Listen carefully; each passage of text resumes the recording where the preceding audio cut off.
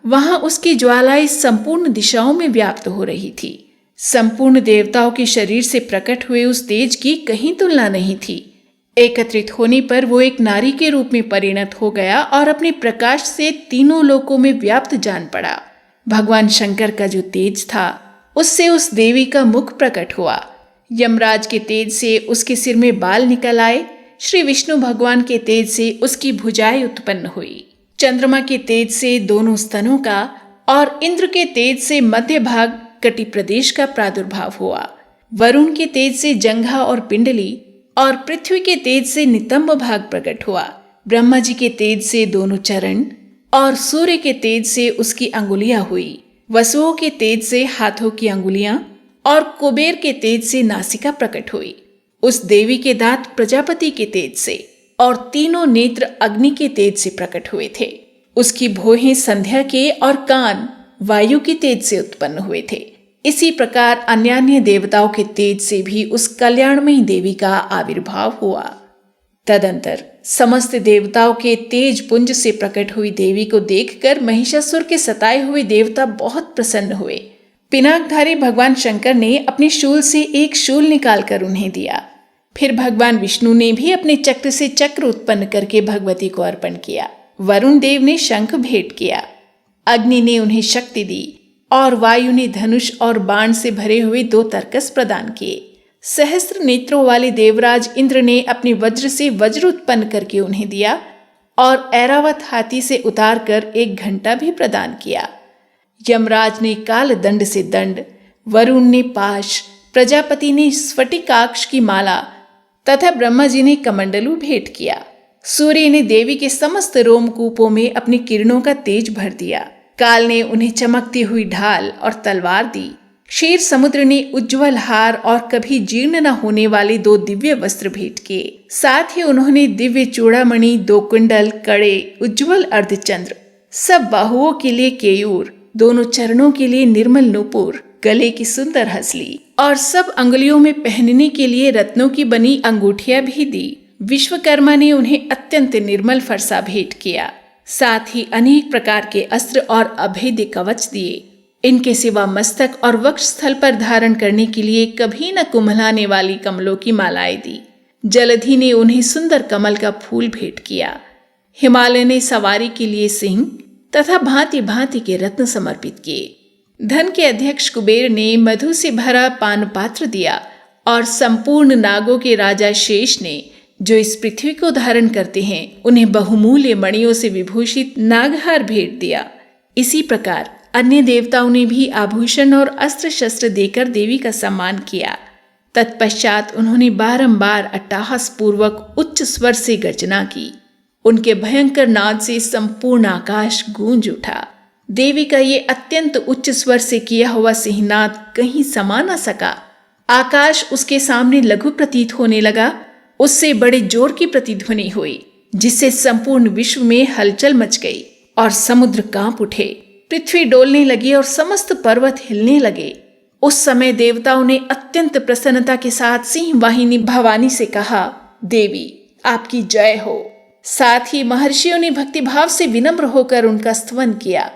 संपूर्ण त्रिलोकी को क्षोभग्रस्त देख दैत्यगण अपनी समस्त सेना को कवच आदि से सुसज्जित कर हाथों में हथियार ले सहसा उठ खड़े हुए।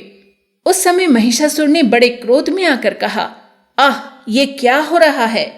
फिर वो संपूर्ण असुरों से घिरकर उस सिंहनाद की ओर लक्ष्य करके दौड़ा और आगे पहुंचकर उसने देवी को देखा, जो अपनी प्रभा से तीनों लोकों को प्रकाशित कर रही थी। उनके चरणों के भार से पृथ्वी दबी जा रही थी। माथे के मुकुट से आकाश में रेखा से खींच रही थी और वे अपनी धनुष की टंकार से 7 पातालों को क्षुब्ध किए देती थी। देवी अपनी हजारों भुजाओं से संपूर्ण दिशाओं को आच्छादित करके खड़ी थी। तदंतर उनके साथ दैत्यों का युद्ध छिड़ गया। नाना प्रकार के अस्त्र शस्त्रों के प्रहार से संपूर्ण दिशाएं उद्भासित होने लगी। चिक्षुर नामक महान असुर महिषासुर का सेना नायक था। वो देवी के साथ युद्ध करने लगा। अन्य दैत्यों की चतुरंगिणी सेना साथ लेकर चामर भी लड़ने लगा। 60,000 रथियों के साथ आकर उदग्र नामक महादैत्य ने लोहा लिया। 1 करोड़ रथियों को साथ लेकर महाहनु नामक दैत्य युद्ध करने लगा। जिसके रोए तलवार के समान तीखे थे, वह असिलोमा नाम का महादैत्य 5 करोड़ रथी सैनिकों सहित युद्ध में आ डटा। 60 लाख रथियों से घिरा हुआ बाशकल नामक दैत्य भी उस युद्ध भूमि में लड़ने लगा। परिवारित नामक राक्षस हाथी सवार और घुड़सवारों के अनेक दलों और 1 करोड़ रथियों की सेना लेकर युद्ध करने लगा। बिड़ाल नामक दैत्य 5 अरब रथियों से घिरकर लोहा लेने लगा। इनके अतिरिक्त और भी हजारों महादैत्य रथ, हाथी और घोड़ों की सेना साथ लेकर वहां देवी के साथ युद्ध करने लगे। स्वयं महिषासुर उस रणभूमि में कोटि कोटि सहस्त्र रथ, हाथी और घोड़ों की सेना से घिरा हुआ खड़ा था। वे दैत्य देवी के साथ तोमर, भिंदीपाल, शक्ति, मूसल, खड़ग, परशु और पट्टिश आदि अस्त्र शस्त्रों का प्रहार करते हुए युद्ध कर रहे थे।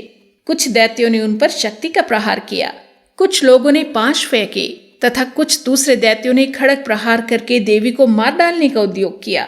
देवी ने भी क्रोध में भरकर खेल खेल में ही अपने अस्त्र शस्त्रों की वर्षा करके दैत्यों के वे समस्त अस्त्र शस्त्र काट डाले। उनके मुख पर परिश्रम या थकावट का रंच मात्र भी चिन्ह नहीं था। देवता और ऋषि उनकी स्तुति करते थे और वे भगवती परमेश्वरी दैत्यों के शरीरों पर अस्त्र शस्त्रों की वर्षा करती रही। देवी का वाहन सिंह भी क्रोध में भरकर गर्दन के बालों को हिलाता हुआ असुरों की सेना में इस प्रकार विचरने लगा मानो वनों में दावानल फैल रहा हो। रणभूमि में दैत्यों के साथ युद्ध करती हुई अंबिका देवी ने जितने निश्वास छोड़े वे सभी तत्काल सैकड़ों हजारों गणों के रूप में प्रकट हो गए और परशु, भिंदीपाल, खड़ग तथा पट्टिश आदि अस्त्रों द्वारा असुरों का सामना करने लगे। देवी की शक्ति से बढ़े हुए वे गण असुरों का नाश करते हुए नगाड़ा और शंख आदि बजाने लगे। उस संग्राम महोत्सव में कितने ही गण मृदंग बजा रहे थे। तदंतर देवी ने त्रिशूल से, गदा से, शक्ति की वर्षा से और खड़ग आदि से सैकड़ों महादैत्यों का संहार कर डाला। कितनों को घंटे के भयंकर नाद से मूर्छित करके मार गिराया। बहुत से दैत्यों को पाश से बांधकर धरती पर घसीटा। कितने ही दैत्य उनकी तीखी तलवार की मार से 2-2 टुकड़े हो गए। कितने ही गदा की चोट से घायल हो धरती पर सो गए। कितने ही मूसल की मार से अत्यंत आहत होकर रक्त वमन करने लगे। कुछ दैत्य शूल से छाती फट जाने के कारण पृथ्वी पर ढेर हो गए। रण के उस आंगन में बाण समूहों की वृष्टि से कितने ही असुरों की कमर टूट गई। बाज की तरह झपटने वाले देव पीड़क दैत्यगण अपने प्राणों से हाथ धोने लगे। किन्हीं की बाहें छिन्न भिन्न हो गई, कितनों की गर्दनें कट गई। कितने ही दैत्यों के मस्तक कट कट कर गिरने लगे। कुछ के शरीर मध्य भाग में ही विदीर्ण हो गए। कितने ही महादैत्य जांघें कट जाने से पृथ्वी पर गिर पड़े। कितनों को ही देवी ने एक बाह, एक पैर और एक नेत्र वाले करके 2 टुकड़ों में चीर डाला। कितने ही दैत्य मस्तक कट जाने पर भी गिरकर फिर उठ जाते और केवल धड़ के ही रूप में अच्छे अच्छे हथियार हाथ में ले देवी के साथ युद्ध करने लगते थे। दूसरे कबंध युद्ध के बाजू की लय पर नाचते थे। कितने ही बिना सिर के धड़, हाथों में खड़ग, शक्ति और रिष्टि लिए दौड़ते थे और बहुत से महादैत्य ठहरो ठहरो ये कहते हुए देवी को युद्ध के लिए ललकारते थे। जहां ये घोर संग्राम हुआ था वहां की धरती देवी के गिराए हुए रथ, हाथी, घोड़े और असुरों की लाशों से ऐसी पट गई थी कि वहां चलना फिरना असंभव हो गया था। दैत्यों की सेना में हाथी, घोड़े और असुरों के शरीर से इतनी अधिक मात्रा में रक्तपात हुआ था कि थोड़ी ही देर में वहां खून की बड़ी बड़ी नदियां बहने लगी। जगदम्बा ने असुरों की विशाल सेना को क्षण भर में नष्ट कर दिया, ठीक उसी तरह जैसे तृण और काठ के भारी ढेर को आग कुछ ही क्षणों में भस्म कर देती है। और वह सिंह भी गर्दन के बालों को हिला हिलाकर जोर जोर से गर्जना करता हुआ दैत्यों के शरीर से मानो उनके प्राण चुने लेता था। वहां देवी के गणों ने भी उन महादैत्यों के साथ ऐसा युद्ध किया जिससे आकाश में खड़े हुए देवता गण उन पर बहुत संतुष्ट हुए और फूल बरसाने लगे। इस प्रकार श्री मार्कंडेय पुराण में सावर्णिक मनवंतर की कथा के अंतर्गत महिषासुर की सेना का वध नामक दूसरा अध्याय पूरा हुआ। तृतीय अध्याय। तीसरे अध्याय में वर्णन है सेनापतियों सहित महिषासुर के वध का। ध्यानम। जगदम्बा के श्री अंगों की कांति उदय काल के सहस्त्रों सूर्यों के समान है। वे लाल रंग की रेशमी साड़ी पहने हुए हैं। उनके गले में मुंडमाला शोभा पा रही है। दोनों स्तनों पर रक्त चंदन का लेप लगा है। वे अपने कर कमलों में जप मालिका, विद्या और अभय तथा वर नामक मुद्राएं धारण किए हुए हैं। 3 नेत्रों से सुशोभित मुखारविंद की बड़ी शोभा हो रही है। उनके मस्तक पर चंद्रमा के साथ ही रत्नमय मुकुट बंधा है और वे कमल के आसन पर विराजमान हैं। ऐसी देवी को हम भक्ति पूर्वक प्रणाम करते हैं। ऋषि कहते हैं, दैत्यों की सेना को इस प्रकार तहस नहस होते हुए देख महादैत्य सेनापति चिक्षुर क्रोध में भरकर अंबिका देवी से युद्ध करने के लिए आगे बढ़ा। वह असुर रणभूमि में देवी के ऊपर इस प्रकार बाणों की वर्षा करने लगा जैसे बादल मेरुगिरी के शिखर पर पानी की धार बरसा रहा हो। तब देवी ने अपने बाणों से उसके बाण समूह को अनायास ही काटकर उसके घोड़ों और सारथी को भी मार डाला। साथ ही उसके धनुष और अत्यंत ऊंची ध्वजा को भी तत्काल काट गिराया। धनुष कट जाने पर उसके अंगों को अपने बाणों से बींध डाला। धनुष, रथ, घोड़े और सारथी के नष्ट हो जाने पर वो असुर ढाल और तलवार लेकर देवी की ओर दौड़ा। उसने तीखी धार वाली तलवार से सिंह के मस्तक पर चोट करके देवी की भी बाई भुजा में बड़े वेग से प्रहार किया। राजन, देवी की बाह पर पहुंचते ही वो तलवार टूट गई। फिर तो क्रोध से लाल आंखें करके उस राक्षस ने शूल हाथ में लिया और उसे उस महादैत्य ने भगवती भद्रकाली के ऊपर चलाया। वो शूल आकाश से गिरते हुए सूर्य मंडल की भांति अपने तेज से प्रज्वलित हो उठा। उस शूल को अपनी ओर आते देख देवी ने भी शूल का प्रहार किया। उससे राक्षस की शूल के सैकड़ों टुकड़े हो गए। साथ ही महादैत्य चिक्षुर की भी धज्जियां उड़ गई। वह प्राणों से हाथ धो बैठा। महिषासुर के सेनापति उस महापराक्रमी चिक्षुर के मारे जाने पर देवताओं को पीड़ा देने वाला चामर हाथी पर चढ़कर आया। उसने भी देवी के ऊपर शक्ति का प्रहार किया, किंतु जगदम्बा ने उसे अपने हुंकार से ही आहत और निष्प्रभ करके तत्काल पृथ्वी पर गिरा दिया। शक्ति टूटकर गिरी हुई देख चामर को बहुत क्रोध हुआ। अब उसने शूल चलाया, किंतु देवी ने उसे भी अपने बाणों से काट डाला। इतने में ही देवी का सिंह उछलकर हाथी के मस्तक पर चढ़ बैठा और उस दैत्य के साथ खूब जोर लगाकर बाहुयुद्ध करने लगा। वे दोनों लड़ते लड़ते हाथी से पृथ्वी पर आ गए और अत्यंत क्रोध में भरकर एक दूसरे पर बड़े भयंकर प्रहार करते हुए लड़ने लगे। तदंतर सिंह बड़े वेग से आकाश की ओर उछला और उधर से गिरते समय अपने पंजों की मार से चामर का सिर धड़ से अलग कर दिया। इसी प्रकार उदग्र भी शिला और वृक्ष आदि की मार खाकर रणभूमि में देवी के हाथों से मारा गया और कराल भी दांतों, मुक्कों और थप्पड़ों की चोट से धराशाही हो गया। क्रोध में भरी हुई देवी ने गदा की चोट से उद्धत का कचूमर निकाल डाला। भिंदीपाल से वाशकल को तथा बाणों से ताम्र और अंधक को मौत के घाट उतार दिया। 3 नेत्रों वाली परमेश्वरी ने त्रिशूल से उग्रासय, उग्रवीर्य तथा महाहनु नामक दैत्य को मार डाला। तलवार की चोट से विडाल के मस्तक को धड़ से काट गिराया। दुर्धर और दुर्मुख इन दोनों को भी अपने बाणों से यमलोक भेज दिया। इस प्रकार अपनी सेना का संहार होते देख महिषासुर ने भैंसे का रूप धारण करके देवी के गणों को त्रास देना आरंभ कर दिया।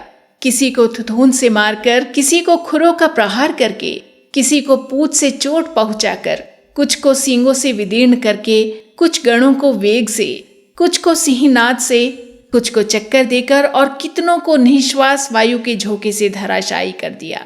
इस प्रकार गणों की सेना को गिराकर वो असुर महादेवी के सिंह को मारने के लिए झपटा। इससे जगदम्बा को बड़ा क्रोध हुआ।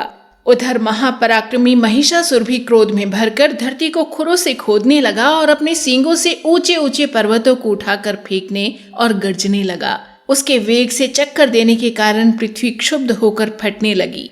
उसकी पूंछ से टकराकर समुद्र सब ओर से धरती को डुबोने लगा। हिलते हुए सींगों के आघात से विदीर्ण होकर बादलों के टुकड़े टुकड़े हो गए। उसके सांस की प्रचंड वायु के वेग से उड़े हुए सैकड़ों पर्वत आकाश से गिरने लगे। इस प्रकार क्रोध में भरे हुए उस महादैत्य को अपनी ओर आते देख चंडिका ने उसका वध करने के लिए महान क्रोध किया। उन्होंने पाश फेंक कर उस महान असुर को बांध लिया। उस महासंग्राम में बंध जाने पर उसने भैंसे का रूप त्याग दिया और तत्काल एक सिंह के रूप में प्रकट हो गया। उस अवस्था में जगदम्बा ज्यों ही उसका मस्तक काटने के लिए उद्यत हुई, त्यों ही वह खड़गधारी पुरुष के रूप में दिखाई देने लगा। तब देवी ने तुरंत ही बाणों की वर्षा करके ढाल और तलवार के साथ उस पुरुष को भी बींध डाला। इतने में ही वह महान गजराज के रूप में परिणत हो गया और अपनी सूंड से देवी के विशाल सिंह को खींचने और गर्जने लगा। खींचते समय देवी ने तलवार से उसकी सूंड काट डाली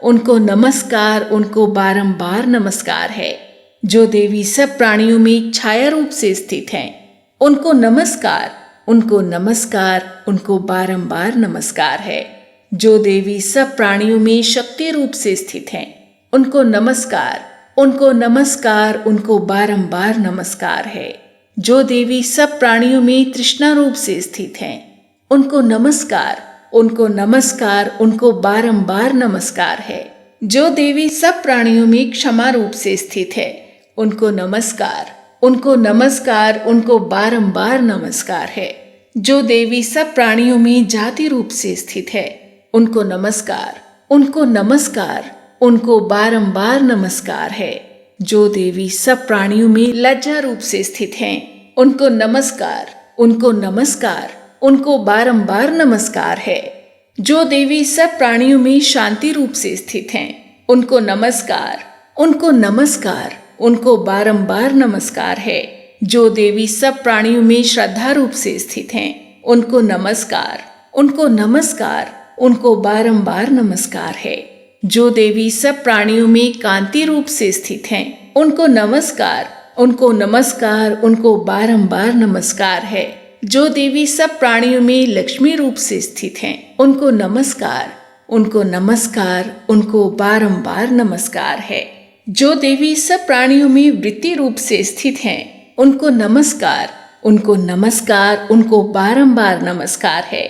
जो देवी सब प्राणियों में स्मृति रूप से स्थित हैं, उनको नमस्कार, उनको नमस्कार, उनको बारंबार नमस्कार है। जो देवी सब प्राणियों में दया रूप से स्थित हैं, उनको नमस्कार, उनको नमस्कार, उनको बारंबार नमस्कार है। जो देवी सब प्राणियों में तुष्टि रूप से स्थित हैं, उनको नमस्कार, उनको नमस्कार, उनको बारंबार नमस्कार है। जो देवी सब प्राणियों में माता रूप से स्थित हैं, उनको नमस्कार, उनको नमस्कार, उनको बारंबार नमस्कार है। जो देवी सब प्राणियों में भ्रांति रूप से स्थित हैं, उनको नमस्कार, उनको नमस्कार, उनको बारंबार नमस्कार है। जो जीवों के इंद्रिय वर्ग की अधिष्ठात्री देवी एवं सब प्राणियों में सदा व्याप्त रहने वाली हैं, उन व्याप्ति देवी को बारंबार नमस्कार है। जो देवी चैतन्य रूप से इस संपूर्ण जगत को व्याप्त करके स्थित हैं, उनको नमस्कार, उनको नमस्कार, उनको बारंबार नमस्कार है। पूर्व काल में अपने अभीष्ट की प्राप्ति होने से देवताओं ने जिनकी स्तुति की तथा देवराज इंद्र ने बहुत दिनों तक जिनका सेवन किया, वह कल्याण की साधन भूता ईश्वरी हमारा कल्याण और मंगल करे तथा सारी आपत्तियों का नाश कर डाले। इसी क्रम में स्तुति करते हुए देवता आगे कहते हैं, उद्दंड दैत्यों से सताए हुए हम सभी देवता जिन परमेश्वरी को इस समय नमस्कार करते हैं तथा जो भक्ति से विनम्र पुरुषों द्वारा स्मरण की जाने पर तत्काल ही संपूर्ण विपत्तियों का नाश कर देती हैं, वे जगदम्बा हमारा संकट दूर करें। इस प्रकार तंत्रोक्तम देवी सूक्तम यहाँ संपूर्ण होता है। अब एक एक करके तीनों रहस्य। सर्वप्रथम प्राधानिकम रहस्य। ओम। सप्तशती के इन तीनों रहस्यों के नारायण ऋषि, अनुष्टुप छंद तथा महाकाली, महालक्ष्मी एवं महासरस्वती देवता हैं। शास्त्रोक्त फल की प्राप्ति के लिए जप में इनका विनियोग होता है। राजा बोले, भगवन आपने चंडिका के अवतारों की कथा मुझसे कही।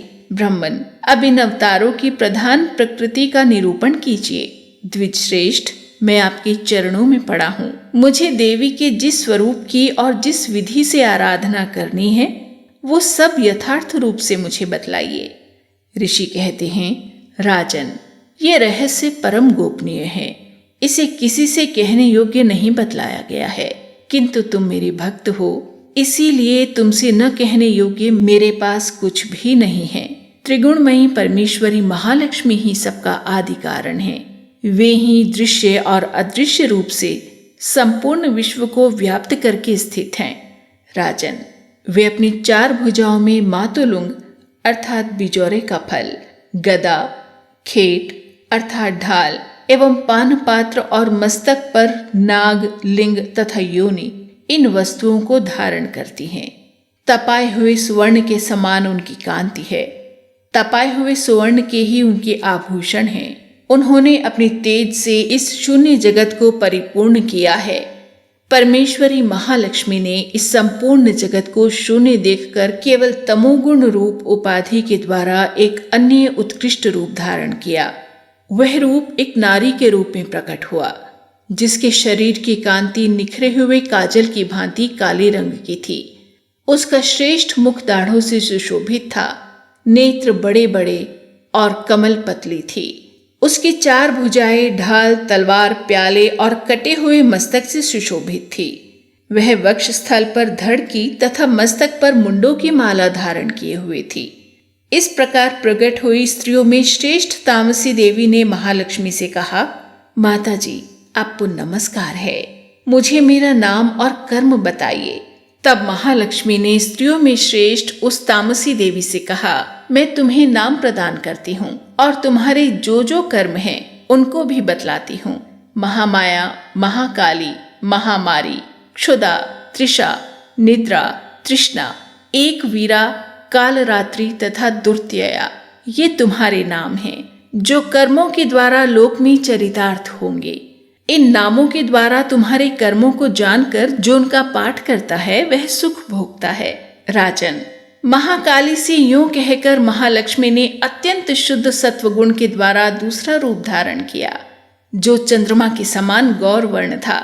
वह श्रेष्ठ नारी अपने हाथों में अक्षमाला, अंकुश, वीणा तथा पुस्तक धारण किए हुए थी। महालक्ष्मी ने उसे भी नाम प्रदान किए।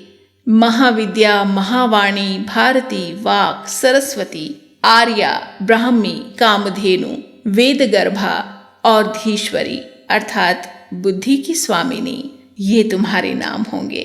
इसके बाद महालक्ष्मी ने महाकाली और महासरस्वती से कहा, देवियों, तुम दोनों अपने अपने गुणों के योग्य स्त्री पुरुष के जोड़े उत्पन्न करो। उन दोनों से यूं कहकर महालक्ष्मी ने पहले स्वयं ही स्त्री पुरुष का एक जोड़ा उत्पन्न किया। वे दोनों हिरण्यगर्भ अर्थात निर्मल ज्ञान से संपन्न, सुंदर तथा कमल के आसन पर विराजमान थे। उनमें से एक स्त्री थी और दूसरा पुरुष। तत्पश्चात माता महालक्ष्मी ने पुरुष को ब्रह्मन, विधेय, विरिंच और धात इस प्रकार संबोधित किया और स्त्री को श्री, पद्मा, कमला, लक्ष्मी इत्यादि नामों से पुकारा। इसके बाद महाकाली और महासरस्वती ने भी एक एक जोड़ा उत्पन्न किया। इनके भी रूप और नाम मैं तुम्हें बतलाता हूँ। महाकाली ने कंठ में नील चिन्ह से युक्त लाल भुजा, श्वेत शरीर और मस्तक पर चंद्रमा का मुकुट धारण करने वाले पुरुष को तथा गोरे रंग की स्त्री को जन्म दिया। वह पुरुष रुद्र, शंकर, स्थाणु, कपर्दी और त्रिलोचन के नाम से प्रसिद्ध हुआ तथा स्त्री के नाम हुए त्रयी, विद्या, कामधेनु, भाषा, अक्षरा और स्वरा। राजन, महासरस्वती ने गोरे रंग की स्त्री और श्याम रंग के पुरुष को प्रकट किया। उन दोनों के नाम भी मैं तुम्हें बतलाता हूँ। उनमें पुरुष के नाम विष्णु, कृष्ण, ऋषिकेश, वासुदेव और जनार्दन हुए तथा स्त्री उमा, गौरी, सती, चंडी, सुंदरी, सुभगा और शिवा इन नामों से प्रसिद्ध हुई। इस प्रकार तीनों युवतियां ही तत्काल पुरुष रूप को प्राप्त हुई। इस बात को ज्ञान नेत्र वाले लोग ही समझ सकते हैं। दूसरे अज्ञानी जन इस रहस्य को नहीं जान सकते। राजन, महालक्ष्मी ने त्रय विद्या रूपा सरस्वती को ब्रह्मा के लिए पत्नी रूप में समर्पित किया, रुद्र को वरदायिनी गौरी तथा भगवान वासुदेव को लक्ष्मी दे दी। इस प्रकार सरस्वती के साथ संयुक्त होकर ब्रह्मा जी ने ब्रह्मांड को उत्पन्न किया और परम पराक्रमी भगवान रुद्र ने गौरी के साथ मिलकर उसका भेदन किया। राजन, उस ब्रह्मांड में प्रधान आदि कार्य समूह पंच महाभूतात्मक समस्त स्थावर जंगम रूप जगत की उत्पत्ति हुई। फिर लक्ष्मी के साथ भगवान विष्णु ने उस जगत का पालन पोषण किया और प्रलय में गौरी के साथ महेश्वर ने उस संपूर्ण जगत का संहार किया। महाराज, महालक्ष्मी ही सर्व सत्वमयी तथा सब सत्वों की अधीश्वरी है। वे ही निराकार और साकार रूप में रहकर नाना प्रकार के नाम धारण करती हैं। सगुणवाचक सत्य, ज्ञान, चित्त, महामाया, आदि नामांतरों से इन महालक्ष्मी का निरूपण करना चाहिए। केवल एक नाम महालक्ष्मी मात्र से अथवा अन्य प्रत्यक्ष आदि प्रमाण से उनका वर्णन नहीं हो सकता। इस प्रकार प्राधानिक रहस्य संपूर्ण हुआ। दूसरा रहस्य वैकृतिकम रहस्य। ऋषि कहते हैं, राजन, पहले जिन सत्व प्रधाना त्रिगुणमयी महालक्ष्मी के तामसी आदि भेद से 3 स्वरूप बतलाए गए, वे ही शर्वा, चंडिका, दुर्गा, भद्रा और भगवती आदि अनेक नामों से कही जाती हैं। तमोगुणमयी महाकाली भगवान विष्णु की योग निद्रा कही गई हैं। मधु और कैटब का नाश करने के लिए ब्रह्मा जी ने जिनकी स्तुति की थी, उन्हीं का नाम महाकाली है। उनके 10 मुख, 10 भुजाएं और 10 पैर हैं। वे काजल के समान काले रंग की हैं और 30 नेत्रों की विशाल पंक्ति से सुशोभित होती हैं। भूपाल, उनके दांत और दाढ़ें चमकती रहती हैं। यद्यपि उनका रूप भयंकर है, तथापि वे रूप, सौभाग्य, कांति एवं महती संपदा की अधिष्ठान हैं। वे अपने हाथों में खड्ग, बाण, गदा, शूल, चक्र, शंख, भुशुंडी, परिघ, धनुष और जिसमें रक्त चूता रहता है ऐसा कटा हुआ मस्तक धारण करती हैं। ये महाकाली भगवान विष्णु की दुस्तर माया है। आराधना करने पर ये चराचर जगत को अपने उपासक के अधीन कर देती हैं। संपूर्ण देवताओं के अंगों से जिनका प्रादुर्भाव हुआ था, वे अनंत कांति से युक्त साक्षात महालक्ष्मी हैं। उन्हें ही त्रिगुणमयी प्रकृति कहते हैं तथा वे ही महिषासुर का मर्दन करने वाली हैं। उनका मुख गोरा, भुजाएं श्याम, स्तनमंडल अत्यंत श्वेत, कटिभाग और चरण लाल तथा जंघा और पिंडली नीले रंग की हैं। अजेय होने के कारण उनको अपने शौर्य का अभिमान है। कटी के आगे का भाग बहुरंग से वस्त्र से आच्छादित होने के कारण अत्यंत सुंदर एवं विचित्र दिखाई देता है। उनकी माला, वस्त्र, आभूषण और अंगराग सभी विचित्र हैं। वे कांति, रूप और सौभाग्य से सुशोभित हैं। यद्यपि उनकी हजारों भुजाएं हैं, तथापि उन्हें 18 भुजाओं से युक्त मानकर उनकी पूजा करनी चाहिए। अब उनके दाहिने ओर के निचले हाथों से लेकर बाईं ओर के निचले हाथों तक में क्रमशः जो अस्त्र हैं, उनका वर्णन किया जाता है। अक्षमाला, कमल, बाण, खड्ग, वज्र, गदा, चक्र, त्रिशूल, परशु, शंख, घंटा, पाश, शक्ति, दंड, चर्म अर्थात ढाल, धनुष, पानपात्र और कमंडलू, इन आयुधों से उनकी भुजाएं विभूषित हैं। वे कमल के आसन पर विराजमान हैं, सर्वदेवमयी हैं तथा सबकी ईश्वरी हैं। राजन, जो इन महालक्ष्मी देवी का पूजन करता है, वह सब लोकों तथा देवताओं का भी स्वामी होता है। जो एकमात्र सत्व गुण के आश्रित हो पार्वती जी के शरीर से प्रकट हुई थी तथा जिन्होंने शुंभ नामक दैत्य का संहार किया था, वे साक्षात सरस्वती कही गई हैं। पृथ्वीपते, उनकी 8 भुजाएं हैं और वे अपने हाथों में क्रमशः बाण, मूसल, शूल, चक्र, शंख, घंटा, हल एवं धनुष धारण करती हैं। ये सरस्वती देवी जो निशुंभ का मर्दन तथा शुंभासुर का संहार करने वाली हैं, भक्ति पूर्वक पूजित होने पर सर्वज्ञता प्रदान करती हैं। राजन, इस प्रकार तुम्हें महाकाली आदि तीनों मूर्तियों के स्वरूप बतलाए। अब जगन्माता महालक्ष्मी की तथा इन महाकाली आदि तीनों मूर्तियों की अलग अलग उपासना सुनो। जब महालक्ष्मी की पूजा करनी हो तब उन्हें मध्य में स्थापित करके उनके दक्षिण और वाम भाग में क्रमशः महाकाली और महासरस्वती का पूजन करना चाहिए और पृष्ठभाग में तीनों युगल देवताओं की पूजा करनी चाहिए।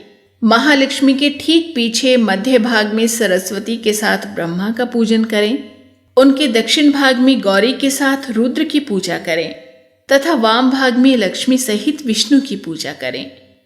महालक्ष्मी आदि तीनों देवियों के सामने निम्नांकित 3 देवियों की भी पूजा करनी चाहिए। मध्यस्थ महालक्ष्मी के आगे मध्य भाग में 18 भुजाओं वाली महालक्ष्मी का पूजन करें। उनके वाम भाग में 10 मुखों वाली महाकाली का तथा दक्षिण भाग में 8 भुजाओं वाली महासरस्वती का पूजन करें। राजन, जब केवल 18 भुजाओं वाली महालक्ष्मी का अथवा 10 मुखी कालिका या अष्टभुजा सरस्वती का पूजन करना हो, तब सब अरिष्टों की शांति के लिए उनके दक्षिण भाग में कालिकी, और वाम भाग में मृत्यु की भी भली भांति पूजा करनी चाहिए। जब शुंभासुर का संहार करने वाली अष्टभुजा देवी की पूजा करनी हो तब उनके साथ उनकी 9 शक्तियों का और दक्षिण भाग में रुद्र एवं वाम भाग में गणेश जी का भी पूजन करना चाहिए। ब्राह्मी, माहेश्वरी, कौमारी, वैष्णवी, वाराही, नारसिम्ही, ऐन्द्री, शिवदूती और चामुंडा ये 9 शक्तियां हैं। नमो देव्या इति स्तोत्रेर महालक्ष्मीं समर्चयेत, इस स्तोत्र से महालक्ष्मी की पूजा करनी चाहिए और उनके 3 अवतारों की पूजा के समय उनके चरित्रों में जो स्तोत्र और मंत्र आए हैं उन्हीं का उपयोग करना चाहिए। 18 भुजाओं वाली महिषासुर मर्दिनी महालक्ष्मी ही विशेष रूप से पूजनीय है, क्योंकि वे ही महालक्ष्मी, महाकाली और महासरस्वती कहलाती हैं। वे ही पुण्य पापों की अधीश्वरी और संपूर्ण लोकों की महेश्वरी हैं। जिसने महिषासुर का अंत करने वाली महालक्ष्मी की भक्तिपूर्वक आराधना की है वही संसार का स्वामी है और जगत को धारण करने वाली भक्त वत्सला भगवती चंडिका की अवश्य पूजा करनी चाहिए। अर्घ्य आदि से, आभूषणों से, गंध, पुष्प, अक्षत, धूप, दीप तथा नाना प्रकार के भक्ष्य पदार्थों से युक्त नैवेद्य से, रक्त सिंचित बलि से, मांस से तथा मदिरा से भी देवी का पूजन होता है। राजन, बलि और मांस आदि से की जाने वाली पूजा ब्राह्मणों को छोड़कर बताई गई है। उनके लिए मांस और मदिरा से कहीं भी पूजा का विधान नहीं है। जो लोग मांस और मदिरा का व्यवहार करते हैं उन्हीं लोगों के लिए मांस मदिरा द्वारा पूजन का विधान है। शेष लोगों को मांस मदिरा आदि के द्वारा पूजन नहीं करनी चाहिए। प्रणाम। आचमन के योग्य जल, सुगंधित चंदन, कपूर और तांबूल आदि सामग्रियों को भक्ति भाव से निवेदन करके देवी की पूजा करनी चाहिए। देवी के सामने बाएं भाग में कटे मस्तक वाले महादैत्य महिषासुर का पूजन करना चाहिए, जिसने भगवती के साथ सायुज्य प्राप्त कर लिया। इसी प्रकार देवी के सामने दक्षिण भाग में उनके वाहन सिंह का पूजन होता है, जो संपूर्ण धर्म का प्रतीक एवं षटविध ऐश्वर्य से युक्त है। उसी ने इस चराचर जगत को धारण कर रखा है। तदंतर बुद्धिमान पुरुष एकाग्रचित हो देवी की स्तुति करे, फिर हाथ जोड़कर तीनों पूर्वोक्त चरित्रों द्वारा भगवती का स्तवन करे। यदि कोई एक ही चरित्र से स्तुति करना चाहे तो केवल मध्यम चरित्र के पाठ से कर ले, किंतु प्रथम और उत्तर चरित्रों में से एक का पाठ न करे। आधे चरित्र का भी पाठ करना मना है।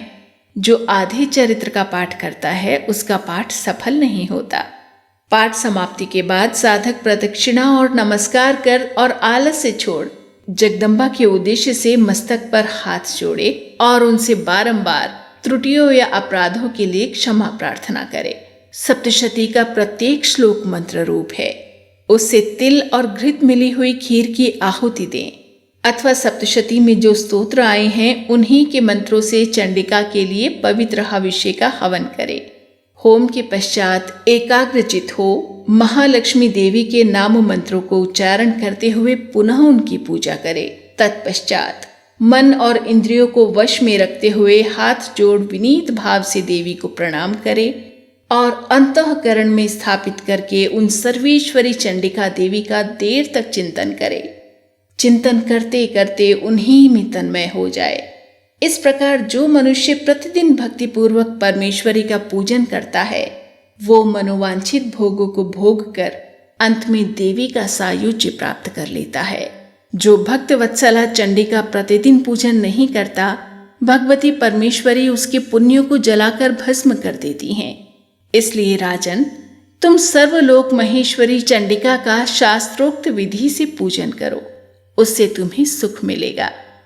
और यहाँ वैकृतिकम रहस्य संपूर्ण होता है। तीसरा और अंतिम रहस्य मूर्ति रहस्य।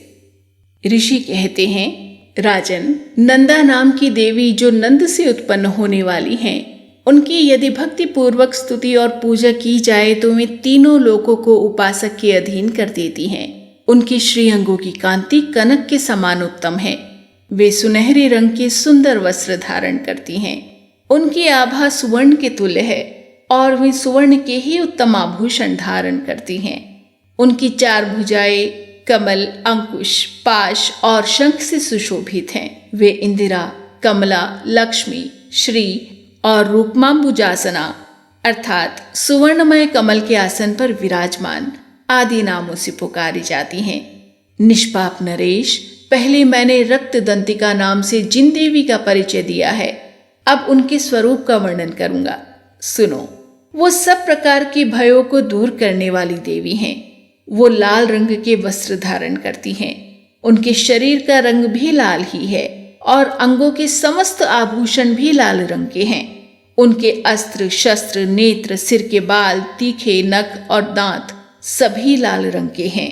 इसीलिए वे रक्त दंतिका कहलाती हैं और अत्यंत भयानक दिखाई देती हैं। जैसे स्त्री पति के प्रति अनुराग रखती है, उसी प्रकार देवी अपने भक्त पर माता की तरह स्नेह रखते हुए उसकी सेवा करती हैं। देवी रक्त दंतिका का आकार वसुधा की भांति विशाल है। उनके दोनों स्तन सुमेरु पर्वत के समान हैं। वे लंबे चौड़े, अत्यंत स्थूल एवं बहुत ही मनोहर हैं। कठोर होते हुए भी अत्यंत कमनीय हैं और पूर्ण आनंद के समुद्र हैं। वे अपनी 4 भुजाओं में खड्ग, पानपात्र, मूसल और हल धारण करती हैं। ये ही रक्त चामुंडा और योगेश्वरी देवी कहलाती हैं। इनके द्वारा संपूर्ण चराचर जगत व्याप्त है।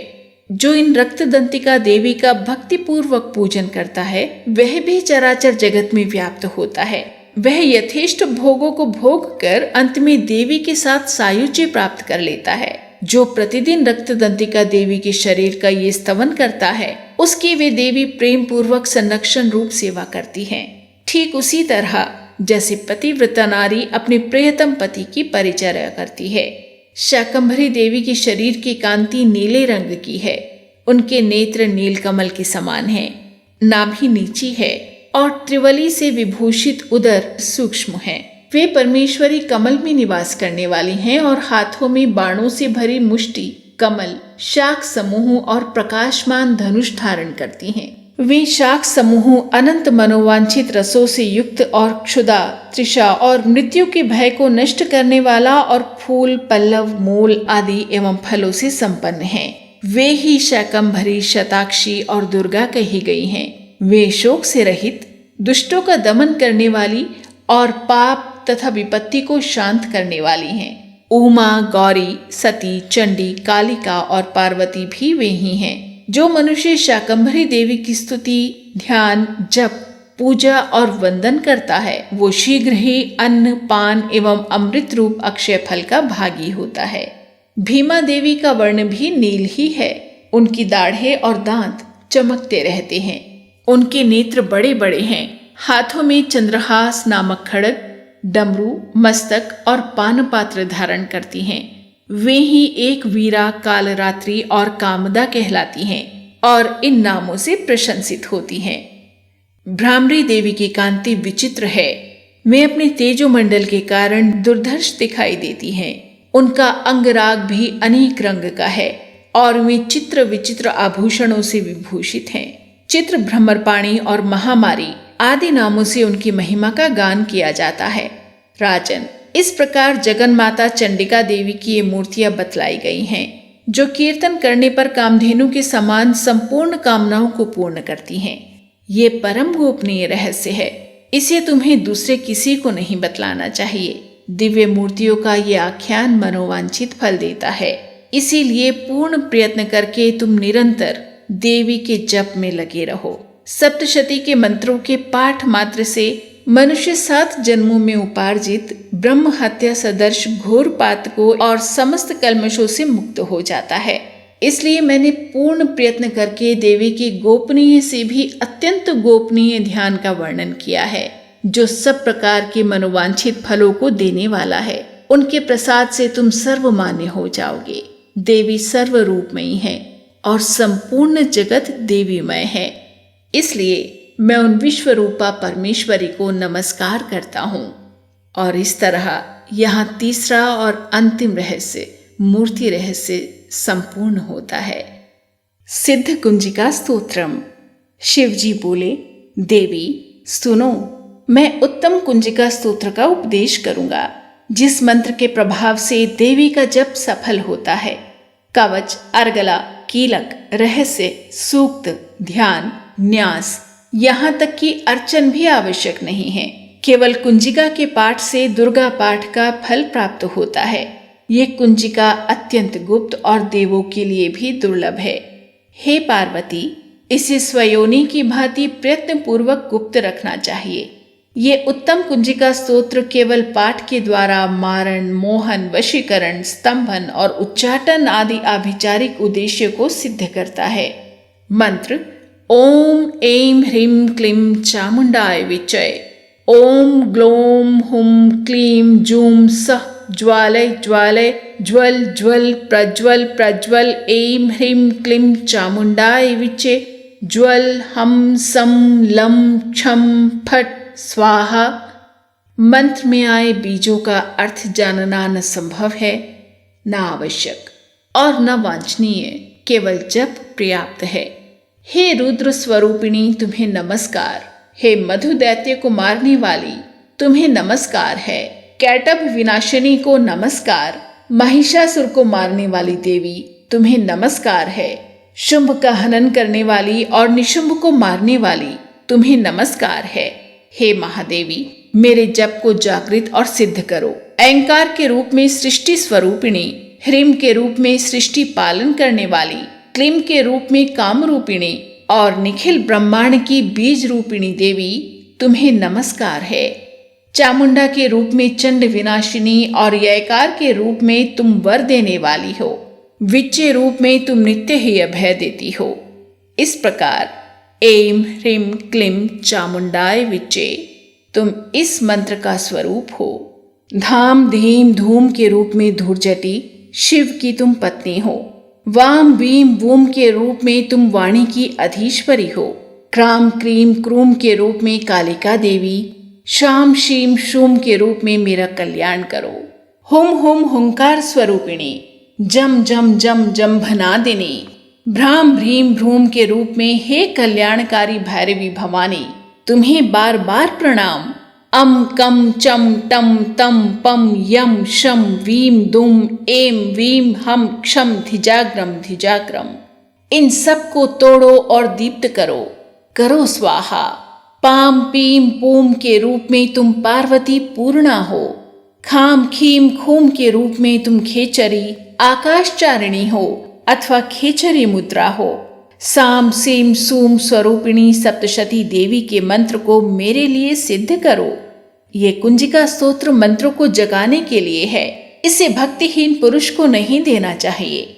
हे पार्वती, इसे गुप्त रखो। हे देवी, जो बिना कुंजिका के सप्तशती का पाठ करता है उसे उसी प्रकार सिद्धि नहीं मिलती जिस प्रकार वन में रोना निरर्थक होता है। इस प्रकार सिद्ध कुंजिका स्तोत्र संपूर्ण होता है। अब पाठ के अंत में फिर से उसी क्रम और उसी संख्या में शापोद्धार मंत्र, उत्कीलन मंत्र और मृत संजीवनी विद्या मंत्र जप। ओम ह्रीं क्लीं श्रीं क्रां क्रीं चंडिका देव्यै शापनाशानुग्रहं कुरु कुरु स्वाहा। ओम ह्रीं क्लीं श्रीं क्रां क्रीं चंडिका देव्यै शापनाशानुग्रहं कुरु कुरु स्वाहा। ओम ह्रीं क्लीं श्रीं क्रां क्रीं चंडिका देव्यै शापनाशानुग्रहं कुरु कुरु स्वाहा। ओम ह्रीं क्लीं श्रीं क्रां क्रीं चंडिका देव्यै शापनाशानुग्रहं कुरु कुरु स्वाहा। ओम ह्रीं क्लीं श्रीं क्रां क्रीं चंडिका देव्यै शापनाशानुग्रहं कुरु कुरु स्वाहा। ओम ह्रीं क्लीं श्रीं क्रां क्रीं चंडिका देव्यै शापनाशानुग्रहं कुरु कुरु स्वाहा। ओम ह्रीं क्लीं श्रीं क्रां क्रीं चंडिका देव्यै शापनाशानुग्रहं कुरु कुरु स्वाहा। उत्कीलन मंत्र जप। ओम श्रीं क्लीं ह्रीं सप्तशती चंडिके उत्कीलनं कुरु कुरु स्वाहा। ओम श्रीं क्लीं ह्रीं सप्तशती चंडिके उत्कीलनं कुरु कुरु स्वाहा। ओम श्रीं क्लीं ह्रीं सप्तशती चंडिके उत्कीलनं कुरु कुरु स्वाहा। ओम श्रीं क्लीं ह्रीं सप्तशती चंडिके उत्कीलनं कुरु कुरु स्वाहा। ओम श्रीं क्लीं ह्रीं सप्तशती चंडिके उत्कीलनं कुरु कुरु स्वाहा।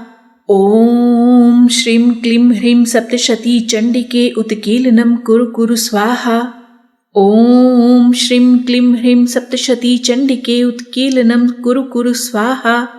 ओम श्रीं क्लीं ह्रीं सप्तशती चंडिके उत्कीर्णं कुरु कुरु स्वाहा। ओम श्रीं क्लीं ह्रीं सप्तशती चंडिके उत्कीर्णं कुरु कुरु स्वाहा। ओम श्रीं क्लीं ह्रीं सप्तशती चंडिके उत्कीर्णं कुरु कुरु स्वाहा। ओम श्रीं क्लीं ह्रीं सप्तशती चंडिके उत्कीर्णं कुरु कुरु स्वाहा। ओम श्रीं क्लीं ह्रीं सप्तशती चंडिके उत्कीर्णं कुरु कुरु स्वाहा। ओम श्रीं क्लीं ह्रीं सप्तशती चंडिके उत्कीर्णं कुरु कुरु स्वाहा। ओम श्रीं क्लीं ह्रीं सप्तशती चंडिके उत्कीर्णं कुरु कुरु स्वाहा। ओम श्रीं क्लीं ह्रीं सप्तशती चंडिके उत्कीर्णं कुरु कुरु स्वाहा। ओम श्रीं क्लीं ह्रीं सप्तशती चंडिके उत्कीर्णं कुरु कुरु स्वाहा। ओम श्रीं क्लीं ह्रीं सप्तशती चंडिके उत्कीर्णं कुरु कुरु स्वाहा। ओम श्रीं क्लीं ह्रीं सप्तशती चंडिके उत्कीर्णं कुरु कुरु स्वाहा। ओम श्रीं क्लीं ह्रीं सप्तशती चंडिके उत्कीर्णं कुरु कुरु स्वाहा। ओम श्रीं क्लीं ह्रीं सप्तशती चंडिके उत्कीर्णं कुरु कुरु स्वाहा। ओम श्रीं क्लीं ह्रीं सप्तशती चंडिके उत्कीर्णं कुरु कुरु स्वाहा। मृत संजीवनी विद्या मंत्र जप। ओम ह्रीं ह्रीं वं वं ऐं ऐं मृत संजीवनी विद्ये मृत्युमुत्थापयोत्थापय क्रीं ह्रीं ह्रीं वं स्वाहा। ओम ह्रीं ह्रीं वं वं ऐं ऐं मृत संजीवनी विद्ये मृत्युमुत्थापयोत्थापय क्रीं ह्रीं ह्रीं वं स्वाहा। ओम ह्रीं ह्रीं वं वं ऐं ऐं मृत संजीवनी विद्ये मृत्युमुत्थापयोत्थापय क्रीं ह्रीं ह्रीं वं स्वाहा। ओम ह्रीं ह्रीं वं वं ऐं ऐं मृत संजीवनी विद्ये मृत्युमुत्थापयोत्थापय क्रीं ह्रीं ह्रीं वं स्वाहा। ओम ह्रीं ह्रीं वं वं ऐं ऐं मृत संजीवनी विद्ये मृत्युमुत्थापयोत्थापय क्रीं ह्रीं ह्रीं वं स्वाहा। ओम ह्रीं ह्रीं वं वं ऐं ऐं मृत संजीवनी विद्ये मृत्युमुत्थापयोत्थापय क्रीं ह्रीं ह्रीं वं स्वाहा। ओम ह्रीं ह्रीं वं वं ऐं ऐं मृत संजीवनी विद्ये मृत्युमुत्थापयोत्थापय क्रीं ह्रीं ह्रीं वं स्वाहा। क्षमा प्रार्थना। परमेश्वरी, मेरे द्वारा रात दिन सहस्त्रों अपराध होते रहते हैं। यह मेरा दास है, यूं समझकर मेरे उन अपराधों को आप कृपा पूर्वक क्षमा कीजिए। परमेश्वरी, मैं आवाहन नहीं जानता, विसर्जन करना नहीं जानता और पूजा करने का ढंग भी मुझे नहीं आता। आप मुझे क्षमा कीजिए। देवी सुरेश्वरी, मैंने जो मंत्रहीन, क्रियाहीन और भक्तिहीन पूजन किया है वो सब आपकी कृपा से पूर्ण हो। सैकड़ों अपराध करके भी जो तुम्हारी शरण में जा जगदम्ब कहकर पुकारते हैं उसे वो गति प्राप्त होती है जो ब्रह्मादि देवताओं के लिए भी सुलभ नहीं है। जगदम्बिके, मैं अपराधी हूँ किंतु आपकी शरण में आया हूँ। इस समय दया का पात्र हूँ, आप जैसा चाहें वैसा करें। देवी परमेश्वरी, अज्ञान से, भूल से और बुद्धि भ्रांत होने के कारण मैंने जो न्यूनता या अधिकता कर दी हो वो सब क्षमा कीजिए और प्रसन्न होइए। सच्चिदानंद स्वरूपा परमेश्वरी, जगन माता कामेश्वरी, आप प्रेम पूर्वक मेरी ये पूजा स्वीकार कीजिए और मुझ पर प्रसन्न होइए। देवी सुरेश्वरी, आप गोपनीय से भी गोपनीय वस्तु की रक्षा करने वाली हैं। मेरे निवेदन किए हुए इस जप को ग्रहण कीजिए। आपकी कृपा से मुझे सिद्धि प्राप्त हो। श्री दुर्गा अर्पणमस्तु। श्री देवी जी की आरती। जग जननी जय जय, माँ जग जननी जय जय, भय हारिणी भव तारिणी भव भामिनी जय जय। जग जननी जय जय, माँ जग जननी जय जय, तू ही सतचित सुख में शुद्ध ब्रह्म रूपा, सत्य सनातन सुंदर, पर शिव सुर भूपा। जग जननी जय जय माँ, जग जननी जय जय। आदि अनादि अनामय, अविचल अविनाशी, अमल अनंत अगोचर, अज आनंद राशि। जग जननी जय जय माँ, जग जननी जय जय। अविकारी अघहारी, अकल कलाधारी, कर्ता विधि भरता हरि, हर संहारकारी। जग जननी जय जय माँ, जग जननी जय जय। तू विधिवधू रमा, तू उमा महामाया, मूल प्रकृति विद्या तू जननी जाया। जग जननी जय जय माँ, जग जननी जय जय। राम कृष्ण तू सीता, ब्रिजरानी राधा, तू वांछा कल्पद्रुम, हारिणी सब बाधा। जग जननी जय जय माँ, जग जननी जय जय। दश विद्या नव दुर्गा, नाना शस्त्र करा, अष्टमात्रका योगिनी, नव नव रूप धरा। जग जननी जय जय माँ, जग जननी जय जय। तू परधाम निवासिनी, महाविलासिनी तू ही शमशान विहारिणी, तांडवलासिनी तू। जग जननी जय जय माँ, जग जननी जय जय। सुरमुनि मोहिनी सौम्या, तू शोभा धारा, विवसन विकट स्वरूपा, प्रलयमयी धारा। जग जननी जय जय जय, जग जननी जय जय। तू ही स्नेह सुधामयी, तू अति गरल मना, रत्न विभूषित तू ही अस्थितना। जग जननी जय जय माँ, जग जननी जय जय। मूलाधर निवासिनी, एहि पर सिद्धि प्रदे, कालातीता काली, कमला तू वरदे। जग जननी जय जय माँ, जग जननी जय जय। शक्ति शक्तिधर तू ही, नित्य अभेदमयी, भेद प्रदर्शनी वाणी, विमले वेद त्रयी। जग जननी जय जय माँ, जग जननी जय जय। हम अति दीन दुखी माँ, विपत जाल घेरे, है कपूत अति कपटी, पर बालक तेरे। जग जननी जय जय माँ, जग जननी जय जय। निज स्वभाव वश जननी, दया दृष्टि कीजे, करुणा कर करुणामयी, चरण शरण दीजे। जग जननी जय जय माँ, जग जननी जय जय। भय हारिणी भवतारिणी, भव भामिनी जय जय। जग जननी जय जय माँ, जग जननी जय जय। जग जननी जय जय माँ, जग जननी जय जय। श्री अम्बा जी की आरती। जय अम्बे गौरी मैया, जय श्यामा गौरी, तुमको निश दिन ध्यावत, हरि ब्रह्मा शिवरी। जय अम्बे गौरी, मांग सिंदूर विराजत, टीको मृग मद को मैया, टीको मृग मद को।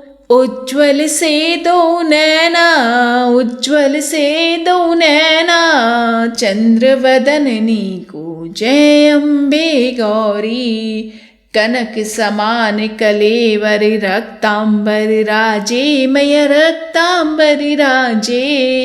रक्त पुष्प गलमाला, रक्त पुष्प गलमाला, कंठन पर साजे।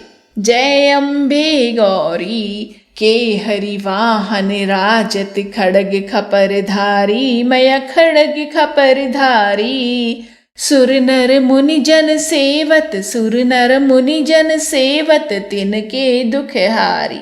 जय अम्बे गौरी, कानन कुंडल शोभित, नासाग्रे मोती मैया, नासाग्रे मोती। कोटिक चंद्र दिवाकर, कोटिक चंद्र दिवाकर, समराजत ज्योति। जय अम्बे गौरी, शुंभ निशुंभ विदारे, महिषासुर घाती मैया, महिषासुर घाती। धूम्र विलोचन नैना, धूम्र विलोचन नैना, निश दिन मदमाती। जय अम्बे गौरी। चंड मुंड संहारे शोणित बीज हरे, मैया शोणित बीज हरे। मधुकैटभ दो मारे, मधुकैटभ दो मारे, सुर भयहीन करे। जय अम्बे गौरी। ब्रह्माणी रुद्राणी तुम कमला रानी, मैया तुम कमला रानी। आगम निगम बखानी, आगम निगम बखानी, तुम शिव पट रानी। जय अम्बे गौरी। 64 योगिनी गावत नृत्य करत भैरो, मैया नृत्य करत भैरो। बाजत ताल मृदंगा, बाजत ताल मृदंगा, और बाजत डमरू। जय अम्बे गौरी। तुम ही जग की माता, तुम ही हो भरता, मैया तुम ही हो भरता। भक्तन की दुख हरता, भक्तन की दुख हरता, सुख संपत्ति करता। ओम जय अम्बे गौरी। भुजाचार अति शोभित वर मुद्राधारी, मैया वर मुद्राधारी। मन वांछित फल पावत, मन वांछित फल पावत, सेवत नर नारी। ओम जय अम्बे गौरी। कंचन थाल बिराजत अगर कपूर बाती, मैया अगर कपूर बाती। श्रीमाल के तुम्हें राजत, श्रीमाल के तुम्हें राजत, कोटि रतन ज्योति। ओम जय अम्बे गौरी। श्री अम्बे जी की आरती जो कोई नर गावे, मैया प्रेम सहित गावे। कहत शिवानंद स्वामी, भजत हरा हर स्वामी, सुख संपत्ति पावे। ओम जय अम्बे गौरी। जय अम्बे गौरी। नवरात्रि पर दुर्गा सप्तशती का पाठ आप सबके जीवन को आनंद से भर दे, इसी मंगल कामना के साथ दुर्गा देवी को नमस्कार है। श्री दुर्गाय नमः।